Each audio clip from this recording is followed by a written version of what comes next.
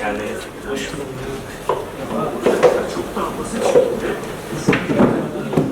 Selamünaleyküm. Merhaba. Nasılsınız? İyisiniz? siz nasılsınız? Allah razı olsun. Selamünaleyküm. Selamünaleyküm. Hoş bulduk.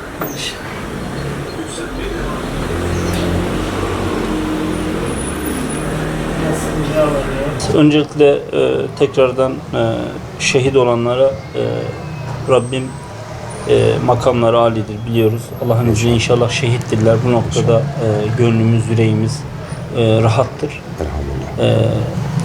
Tabii geride kalan acılı ailelerine, sizlere, Başbağlar Köyü'nün bütün geride kalanlarına Allah'tan sabırlar diliyoruz.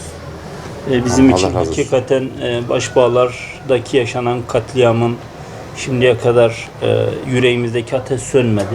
Evet. Sizin hissettiklerinizin aynı hisleri, duyguları paylaşıyoruz, yaşıyoruz.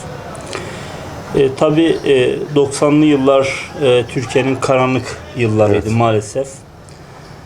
Siyasi cinayetlerin, eylemlerin, provokasyona varan, katliama giden eylemler 90'lı evet, yıllar. Aslında Başbağlar katliamına giden süreç 92'de evet, Susa köyündeki camide şehit edilen Müslümanlarla başladı. Evet, doğru. Bu Sivas'ta devam etti. Sivas'taki Madımak katliamıyla devam etti. Ve nihayetinde 3 gün sonra Başbağlar köyündeki katliamla bu süreç devam ede geldi.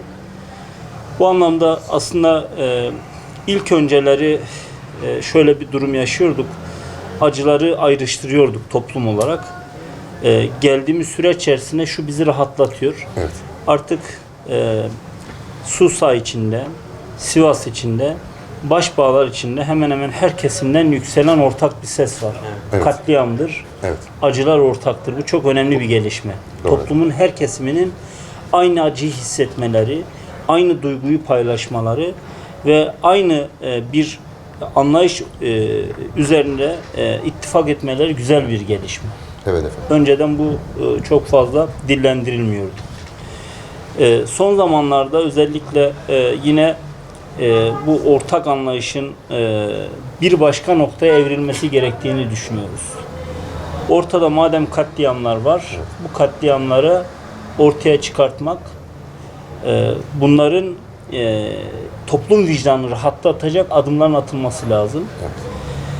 Evet. İktidarından muhalefetine herkesin aslında ortak bir şu anda acıları bu katliamları lanetleyen, acıları paylaşan bu duygularının artık ortak bir eyleme dönüşmesi lazım. Evet, kesinlikle. Gerek hükümete düşen sorumluluklar var, gerekse muhalefet partilerine düşen sorumluluklar var. Evet.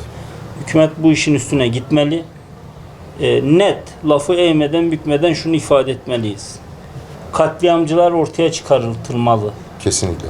2, içerideki bağlantılar deşifre edilmeli. Evet. 3, dış mihraklarca bu işin arka planında olanlar ortaya çıkartılmalı. 3 tane toplum vicdanında bekleyen, cevap bulması gereken soru var.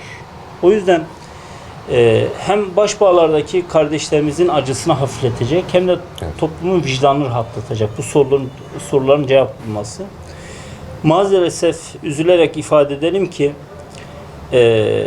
ne Susa katliamı ne Başbağlar katliamının arka planı çözülmedi.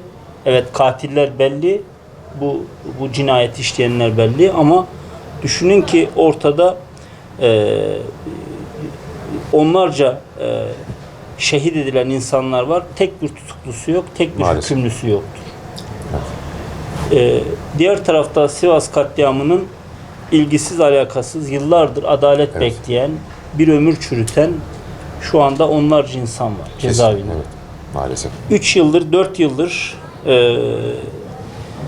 Başbağlar katliamı ile alakalı anma etkinliklerine katılıyorum. İktidar milletvekilleri katılıyor, adalet diye haykırıyor. Muhalefetteki partilerin milletvekilleri katılıyor, adalet diye haykırıyor. Bakanlar geliyor köyde programlara katılıyor. Adalet diye haykırıyor. Evet. Hatta hukuki temsil eden, adaleti temsil eden insanlar geliyor. Adalet diye haykırıyor. Ama bununla ilgili tek bir adım atılmadığını, Maalesef. meclisin Evet. gündemine gelmediğini görüyoruz. Üzülerek de bunu ifade edelim. Bu hem iktidarı hem muhalefeti hepimizin sorumluluğunda bunun Kesinlikle. üzerine gitmek.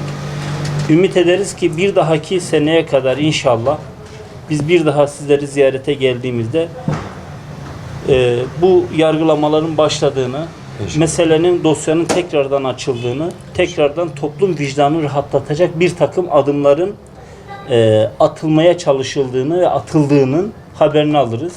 Ümidimiz, temennimiz, beklentimiz bu.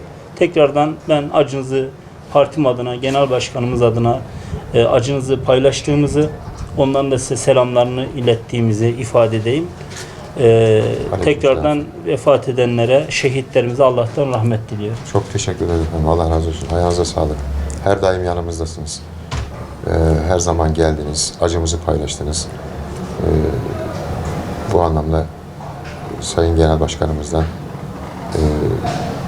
tüm teşkilata teşekkürlerimi bildiriyorum köyüm adına. Buyurun. Evet, maalesef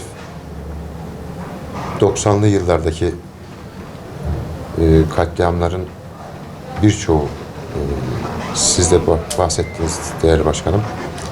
İşte Susa olsun ve toplumun her kesiminden 1980 ihtilal öncesi olduğu gibi her kesimden insanları katlettiler.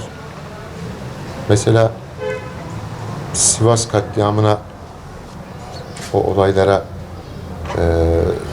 bir gün kala yakalanan itirafçı sanık diyor ki biz 22 kişi Sivas kırsalından Tunceli kırsalına Doktor Baran'ın telsiz emriyle geçtik diyor.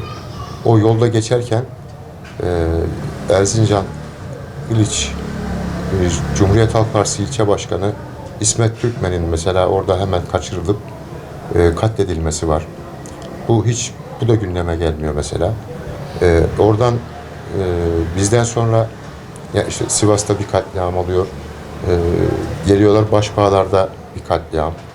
Arkasından hemen Ilıç'ın Kapukaya köyünde bir katliam ve evlerin yakılması var. Arkasından Edebük köyü Tercan ilçesine bağlı Erzincan'ın yine orada evleri yakıyorlar. 9 kişiyi şehit ediyorlar. Gündeme bile gelmiyor. Mesela ondan sonra